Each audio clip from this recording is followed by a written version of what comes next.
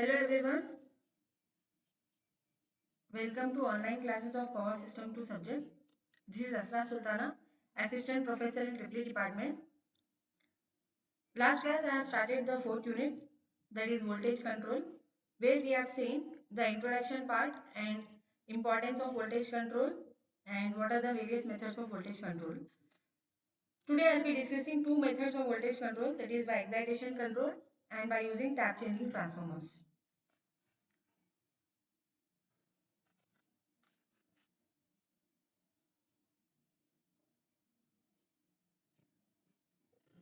In a modern power system, electrical energy from generating station will be delivered to the consumers through a network of transmission and distribution. Okay, so as I said earlier, there are four important sections of a power system, that is generation, transmission, distribution and utilization. So electrical energy from the generating station has to be delivered to the consumers through a network of transmission and distribution. For satisfactory operation of motors and other loads, it is desirable that consumers are supplied with constant voltage. Okay, so there should be constant voltage for the satisfactory operation of all the loads like motors, pumps, lamps, etc. Because too wide variation of voltage can cause erratic operation or even malfunctioning of consumers' appliances.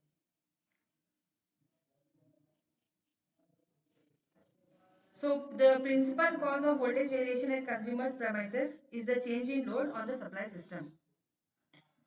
So the load will not be same always. So load will always be changing. So because of that, voltage will be varying at the consumer's level. So when the load on the system increases, voltage at the consumer's terminals will be falling because of increased voltage drop in alternator synchronous impedance, transmission line, transformer impedance, feeders and distributors. So what we are telling here, that when the load on the system is increasing, voltage at the consumer's terminals will be falling down because of increased voltage drop in impedance of alternator. Here we can say synchronous impedance of alternator, transmission line, transformer impedance, feeders and distributors. And reverse will happen when the load on the system will decrease. Voltage variations are undesirable and they should be kept within prescribed limits, that is plus or minus 6% of the declared voltage. And this is achieved by installing voltage regulating equipment at suitable places in the power system. So we are installing voltage regulating equipment at suitable places. It should not be at the start or at the end. At suitable places, this voltage regulating equipment will be installed in the power system. So we are going to see the important voltage control equipments and their increasing utility in this fast developing power system.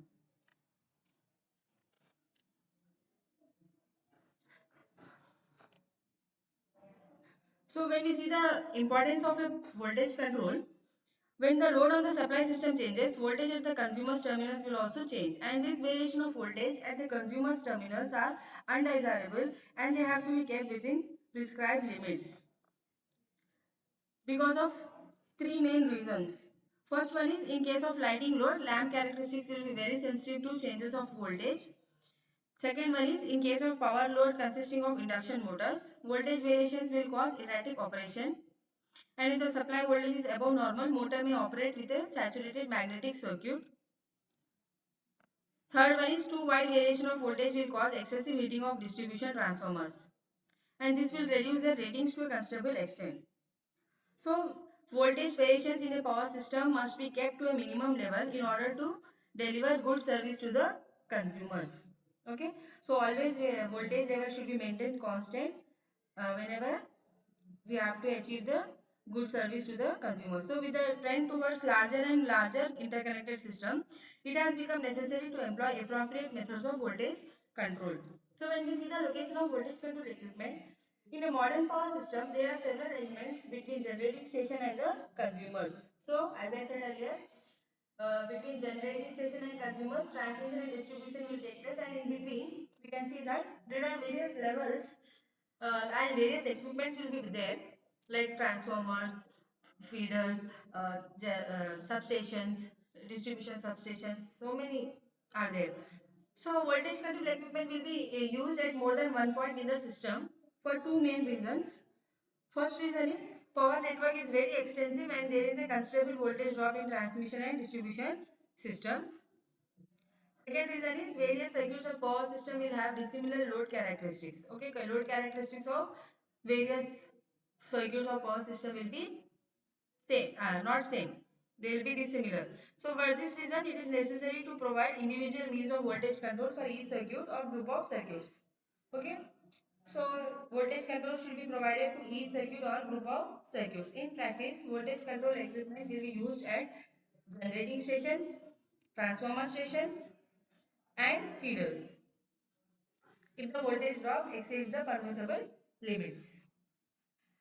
Then there are various methods of voltage control we have seen. There are so following are the and in each method system voltage will be changed in accordance with the load to obtain a fairly constant voltage at consumer's end of the system. Okay. So following are the methods of voltage control in an AC power system. First one is excitation control. Second is by using tap changing transformers. Third is auto transformer tap changing. Fourth is booster transformers. Fifth is induction regulators. Sixth is by synchronous condenser.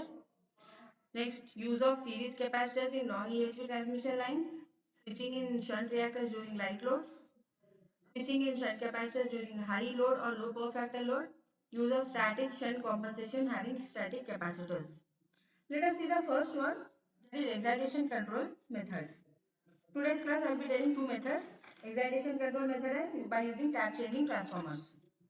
So when the load on the supply system changes, terminal voltage of alternator will also vary due to the changed voltage drop in the synchronous reactance of the armature.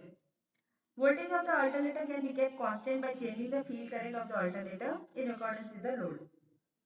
Because alternator has to be run at constant speed to obtain fixed frequency, therefore induced EMF of the alternator cannot be controlled by adjustment of speed.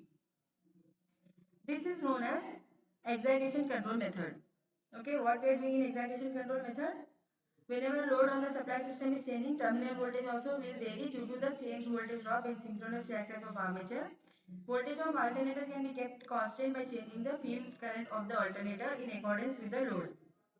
This is called as excitation control method.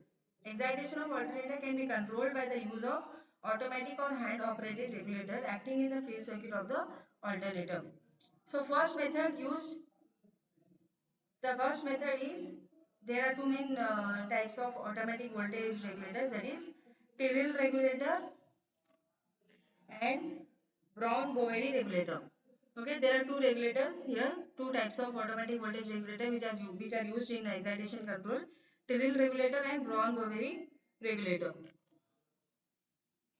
Let us see first the Tyrrell regulator.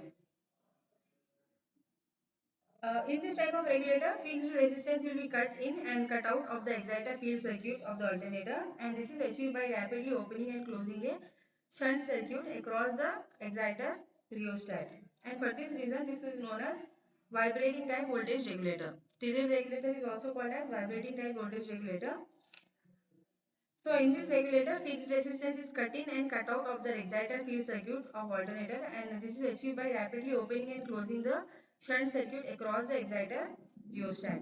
So when we see the construction of a Tyrrell regulator, the figure is showing the essential parts of a Tyrrell voltage regulator. Rheostat R is provided in the exciter circuit and its value is set to give the required excitation. This rheostat is put in and out of the exciter circuit by the regulator, thus varying the exciter voltage to maintain the desired voltage of the alternator. So we can see here various parts of the Tyrrell regulator. Uh, Main contacts, weight, springs, relay contacts, relay, capacitors, exciter control magnet, this is rheostat, field winding exciter, field, alternator, current transformer, potential transformer, three lines RYB, dashpot, main control magnet.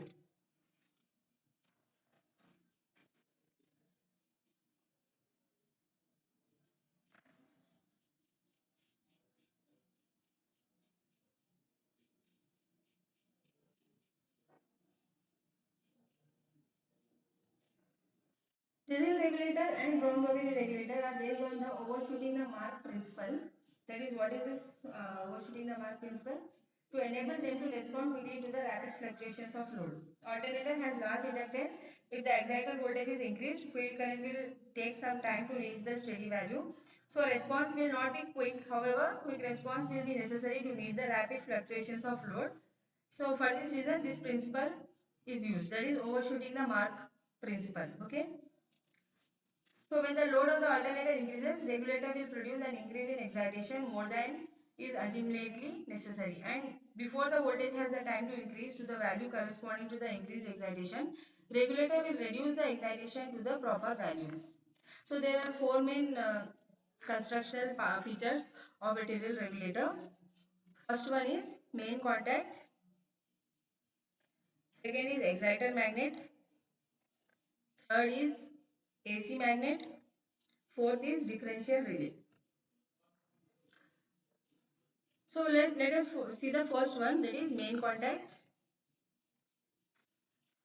So there are two levers at the top which carry the main contacts as the facing ends. Left hand lever is controlled by exciter magnet and right hand lever is controlled by AC magnet, which is known as main control magnet. Okay, there are two levers.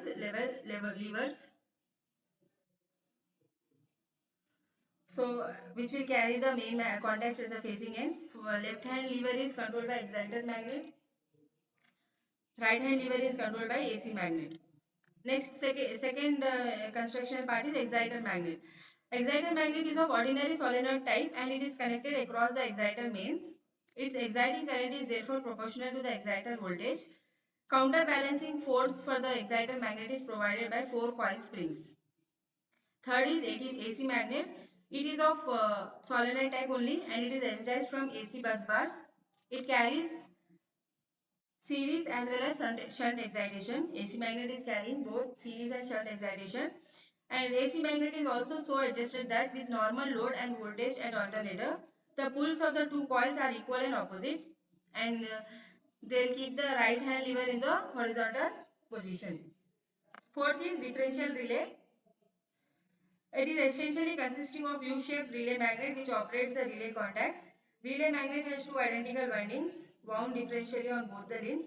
These windings are connected across the exciter mains. Left hand one permanently while the right hand one has its circuit completed only when the main contacts are closed. So relay contacts are arranged to shunt the exciter field rheostat. Capacitor is provided across the relay contacts to reduce the sparking at the time the relay contacts are opened. When we see the operation of Tyrrell regulator, the two control magnets, that is exciter magnet and AC magnets, are so adjusted that with normal load and voltage at the alternator, their poles are equal and keeping the main magnets open. So in this position of main contacts, relay magnet remains energized and pulls down the armature carrying one relay contact. And relay contacts remain open and exciter field rheostat is in the field circuit.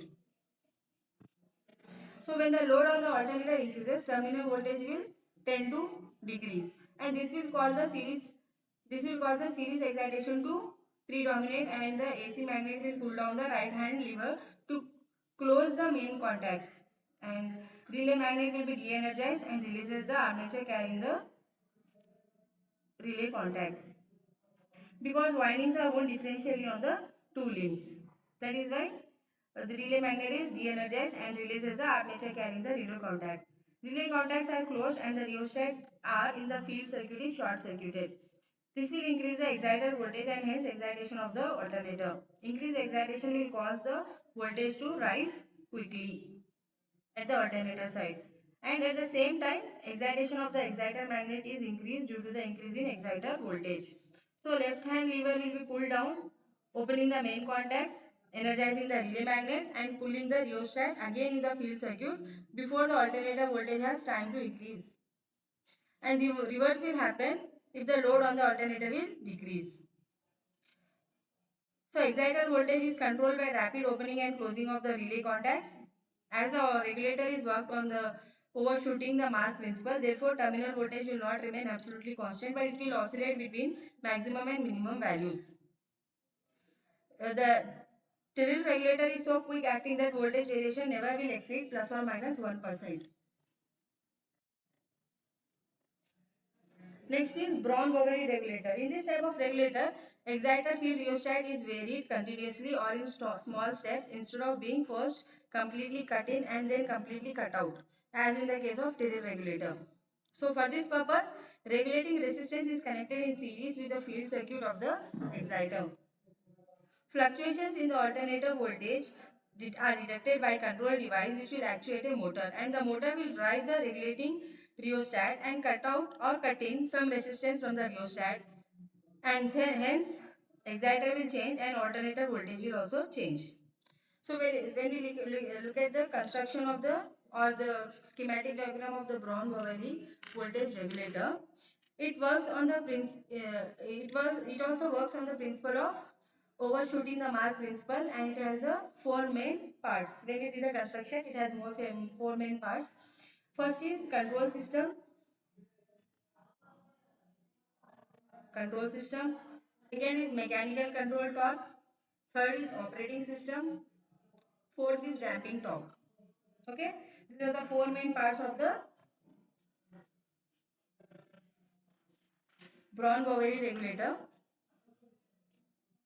Let us see the first one, control system. Control system is built on the principle of induction motor. It consists of two windings A and B on an annular core of laminated sheet steel. Terminals, winding A is excited from two of the generator terminals through resistances U and U dash, while resistance R will be inserted in the circuit of winding B. Ratio of resistance to reactance of two windings are suitably adjusted to create a phase difference of currents in the two windings. And because of the phase difference of currents in the two windings, rotating magnetic field will be set up. And this will produce electromagnetic torque on the thin aluminum drum C, which is carried by steel spindle, later being supported at both the ends by jewel bearings. And the torque on the drum C will vary with the terminal voltage of the alternator. Variable resistance U dash can also vary the torque on the drum. If the resistance is increased, the torque will be decreased and vice versa. Therefore, variable resistance U dash will provide a means by which the regulator may be set to operate at the desired voltage.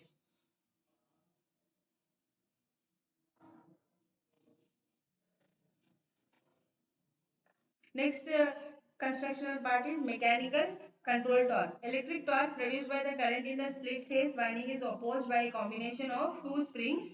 One is main spring, another is auxiliary spring, which will produce a constant mechanical torque irrespective of position of the drum. Under steady deflected state, mechanical torque is equal and opposite to the electric torque. Third is operating system. Operating system consists of a field rheostat with contact device. Rheostat consists of a pair of resistance elements connected to the stationary contact block CD. These two resistance sectors are connected in series with each other and then in series with the field circuit of the exciter. On the inside surface of the contact blocks, roll the contact sectors CS. Fourth is damping torque. The regulator is made stable by damping mechanism which consists of an aluminum disc O rotating between two permanent magnets. Disc is geared to the rack of an aluminum sector P and it is fastened to the aluminum drum C by means of a flexible spring acting on the recoil spring. If there is a change in the alternator voltage, eddy current induced in the disc O will produce necessary damping torque to resist quick response of the moving system. Let us see the operation. Suppose that resistances U and U dash.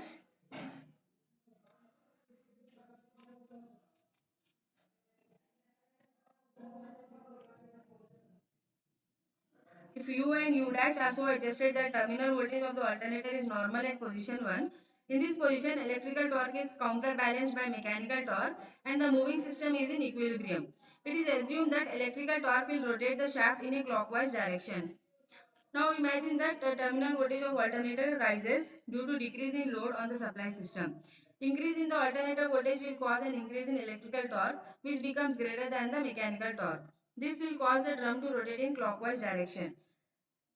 Let us say that it is going to position 3. So as a result, more resistance is inserted in the excited circuit, thereby decreasing the field current, and hence the terminal voltage of the alternator will also decrease. So meanwhile, recoil spring S is tightened and provides a counter torque, forcing the contact roller back to position 2, which is the equilibrium position. Damping system will prevent the oscillations of the system about the equilibrium position. Now let us see the next one, that is tap changing transformer. Excitation control method is satisfactory only for relatively short lines. However, it is not suitable for long lines because in long line difference in the receiving end voltage between no load and full load conditions is quite large. As a voltage at the alternate terminals will have to vary too much in order that voltage at the far end of the line may not be maybe constant. Under such situations, problem of voltage control can be solved by employing other methods. The important method is to use tap changing transformer, and it is commonly employed where main transformer is necessary. So in this method of tap changing transformer, number of tappings are provided on the secondary of the transformer, and voltage drop in the line is supplied by changing the secondary EMF of the transformer through adjustment of its number of turns. So basically there are two types of tap changing transformers. First one is off-load tap changing transformer, second is on-load tap changing transformer. Let us see the first one, off-load tap changing transformer. So here we can see on primary side we are giving the alternating voltage, and so secondary side taps are provided. Movable arm will be there according to our how much voltage we want. Number of turns will be, the tappings will be provided at these turns, and with the help of movable arm we can place it anywhere. Okay. So the figure is showing the arrangement where a number of tappings have been provided on the secondary. As the position of the tap is varied, effective number of secondary turns is varied, and hence output voltage of the secondary can be changed. So when the movable arm makes the contact with the stud 1, secondary voltage is minimum, and when it is making the contact with stud 5, the voltage is maximum. During the period of light load, voltage across the primary is not much below the alternator voltage, and movable arm will be placed on stud 1. So when the load increases, voltage across the primary will drop, but secondary voltage is kept at the previous value by placing the movable arm on a higher stud. Whenever a tapping is to be changed in this type of transformer, load is kept off, and hence the name is, it is called as off-load tap changing transformer. So according to our requirement and according to the type of load, movable arm will move from studs 1 to 4, 5. Okay. So principal disadvantage of the circuit arrangement is that it cannot be used for tap changing on load. Only it can be used when we are putting off the load and we can move it. We can move the movable arm. We have to take off the load and move the arm. So this is the main disadvantage of this method. Suppose for a moment the tapping is changed from position 1 to position 2 when the transformer is supplying load. If contact with stud 1 is broken before contact with stud 2 is made, there is a break in the circuit and arcing will result. So sparks will be coming out when we are putting the load and moving the movable arm from stud 1 to stud 2. So on the other hand, if contact with stud 2 is made before contact with stud 1 is broken, coils will connected between these two tappings will be short circuited and they will carry heavy currents. So for this reason, this method is not used for tap changing on load. Let us see the next method, that is on load tap changing transformer. So here we can see to the secondary side, uh, there are two sections, sections A and B, and on section A, 1A, 2A, 3A, 4A, 5A are provided, and section B, 1A, 1B, 2B, 3B, 4B, 5B are provided, and different stats are present here on the secondary side. So in supply system, tap changing has normally to be performed on load so that there is no interruption to supply. Usually, we want to uh, we want no interruption to the supply to the consumer level. So we have to perform this tap changing on load only. So one type of on-load tap changing is shown in the figure. Secondary consists of two equal parallel windings which have similar tappings 1A, 2A, 3A, 4A, 5A, and 1B, 2B, 3B, 4B, 5B, and tappings with the same number will remain closed and each secondary winding will carry one half of the total current.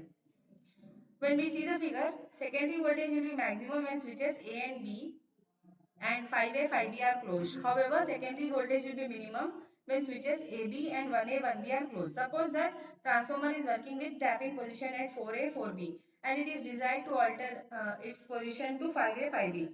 Then for this purpose, one of the switches A and B, let us say that switch A is opened and this will make the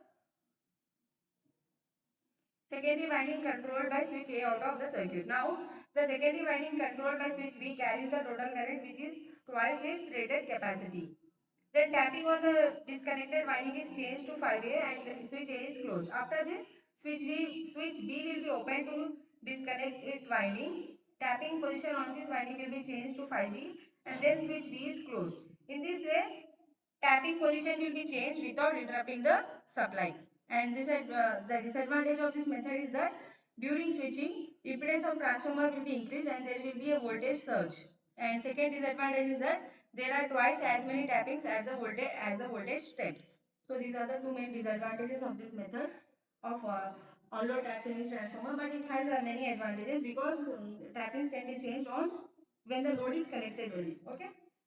So next class I'll be telling about auto transformer, tap changing, booster transformer, induction regulators. And also I'll be telling about the voltage control by synchronous condenser. Okay, students, thank you everyone for watching the video. I hope today's class is clear to everyone. Uh, if you have any doubts, you can ask me, students. And watch the video from start till the end.